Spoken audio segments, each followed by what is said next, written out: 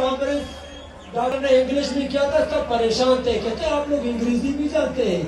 मेरे पास जनरली नहीं है, वहाँ हमें ये जंगली समझते थे, हमें पता नहीं ये क्या मखलूक है, लेकिन जो हमारा नज़्म ज़ब्त था, नज़्म ज़ब्त जिससे हम बार बार बात करते हैं, कश्मीर, गिलगित, खैबर से लोग आते थे, वो बार बार यही कहते थे कि हम हैरान हैं कि आप लोग इधर धरना दिए हुए, आप लोग इतना मुनज़्ज़म कैसे हैं, आप लोगों को इस्लामाबाद के अंदर इन्होंने मारा, तशद्दुद किया, लेकिन उसके बावजूद आप लोग आराम से बैठे हुए हैं, कोई हर एक अपना काम कर रहा है। हैरान थे कि जिम्मेदार कौन है, कौन काम कर रहा है।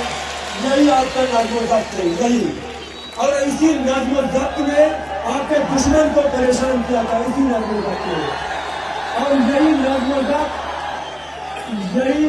ज़ब्त आप हर जगह दिखाएंगे, हर जगह। इस जलसे में आप बैठे हुए हैं, जलसे में, इस जलसे में आप बैठे हुए हैं, यहाँ आपके स्टेज पे आपको कहीं के बैठे आप बैठते ही, आपको कहीं आप उठे आप उठते ही। इसका मतलब ये है कि ये आपका नज़्म ज़ब्त है।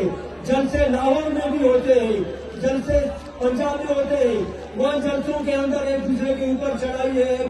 इस पे शुक्रिया बनता है, लेकिन मैं शुक्रिया अदा नहीं करूँगा। मैं कहूँगा कि आपके ऊपर कर्ज था, आपकी माओ ने आपको बुलाया, आप आ गए, आप और नहीं रह सकते हैं।